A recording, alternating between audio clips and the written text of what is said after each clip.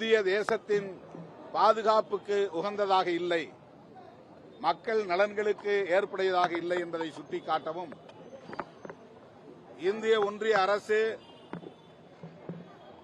உலகப்போர் மூளாத வகையில் உடனடியாக அமெரிக்காவும் இஸ்ரேலும் ஈரான் மீது நடத்துகிற ஏவுகணை தாக்குதல்களை நிறுத்த வேண்டும் என்று வலியுறுத்தவும் இந்த ஆர்ப்பாட்டங்களின் ஊடாக நாம் கோரிக்கை வைத்துள்ளோம். இந்திய அரசு ஈரான் மீது நடத்தப்படுகிற ஏவுகணை தாக்குதல்களை நிறுத்த வேண்டும் என்று வலியுறுத்தி அமெரிக்காவுக்கும் இஸ்ரேலுக்கும் கோரிக்கை வைக்க வேண்டும். மக்களவையில், மாநிலங்களவையில் இது குறித்து விவாதிக்க அனுமதிக்க வேண்டும் என்று விடுதலை சிறுத்தைகள் கட்சியின் சார்பில் வலியுறுத்துகிறோம். இந்தியாவில் வேற எங்குமே இந்த பதட்ட நிலை கிடையாது, தமிழ்நாட்டில் மட்டும்தான் இந்த நிலைமையை பரப்பிட்டு இருக்காங்க. திமுக, காங்கிரஸ் உள்ளிட்ட எதிர்கட்சிகள் எல்லாம் இதை பரப்புறாங்கன்னு அண்ணாமலை சொல்லியிருக்காரு. இந்தியா மட்டுமில்லை, உலக நாடுகள் முழுவதும் இந்த பதற்றம் இருக்கிறது. அப்படி என்றால் அவர் உலக நாடுகளை அல்லது இந்தியாவின் நிலைமையை அறிந்திருக்கவில்லை. ஈரான் மீது நடத்தப்படுகிற ஏவுகணை தாக்குதல்களால் ஏற்பட்டிருக்கிற அரசியல், பொருளாதார தளங்களில் ஏற்பட்டிருக்கிற தாக்கங்களை பற்றி அவர் அறிந்திருக்கவில்லை என்றுதான் எண்ண தோன்றுகிறது.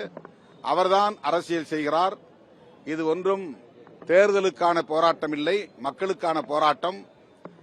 இது வெறுமன பிஜேபிக்கு எதிரான போராட்டம் இல்லை, உலக நாடுகளுக்கான அமைதியை கோருகிற ஒரு போராட்டம், உலக போர் வேண்டாம் என்று சொல்லுகிற போராட்டம், இந்தியா தலையிட வேண்டும் என்று வலியுறுத்துகிற போராட்டம், அதன் மூலம் எரிவாயு தட்டுப்பாடு போன்ற சிக்கல்களை தீர்க்க முடியும் என்று சுட்டிக்காட்டுகிற போராட்டம்.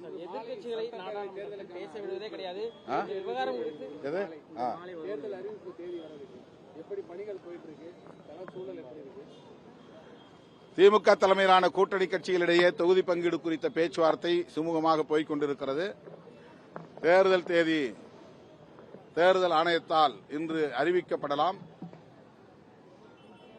திமுக கூட்டணியாவது பேச்சுவார்த்தையை தொடங்கிவிட்டது. இன்னும் அதிமுக, பாஜக பேச்சுவார்த்தையை தொடங்கவில்லை. அவர்கள் கூட்டணி அமைப்பதற்கே போராடி கொண்டிருக்கிறார்கள். 2021 அதிமுக தலைமையிலான கூட்டணியில் இருந்த கட்சிகளையே ஒவ்வொன்றாக தம் கூட்டணிக்கு இழுக்கிற வேளையில் ஈடுபட்டு தேமுதிகவை இழந்து நிற்கிறார்கள். இப்போது நடிகர் விஜய் அவர்களை அந்த கூட்டணியிலே இணைக்கிற முயற்சியில் ஈடுபட்டு வருவதாக ஊடகங்கள் தெரிவிக்கின்றன. அழுத்தம் கொடுத்து அவரை அடிபணிய வைக்க முயற்சிக்கிறார்கள் என்றும் ஊடகங்களில் பெரிய அளவிலே விவாதிக்கப்படுகின்றன. அவர் அந்த அச்சுறுத்தலுக்கு அடிபணிவாரேயானால் அவருடைய அரசியல் எதிர்காலம் சூனியமாகிவிடும். அது அவருக்கும் தெரியும்.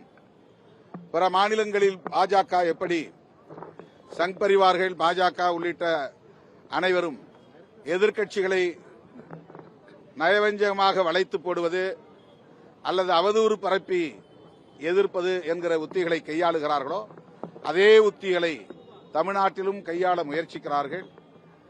நண்பர் விஜய் அதற்கு இணங்க மாட்டார். தன்னுடைய எதிர்காலத்தை அவரே சூனியமாக்கிக் கொள்ள மாட்டார் என்று நான் நம்புகிறேன்.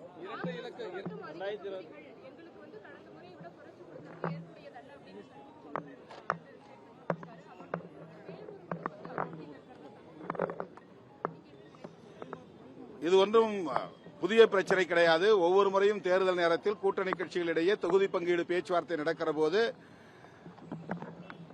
மாறுபட்ட கருத்துக்கள், முரண்பட்ட கருத்துக்கள் விவாதங்களின் போது வரத்தான் செய்யும். ஆனாலும் இறுதியில் சுமூகமான தீர்வை காண்போம். ஆகவே இந்த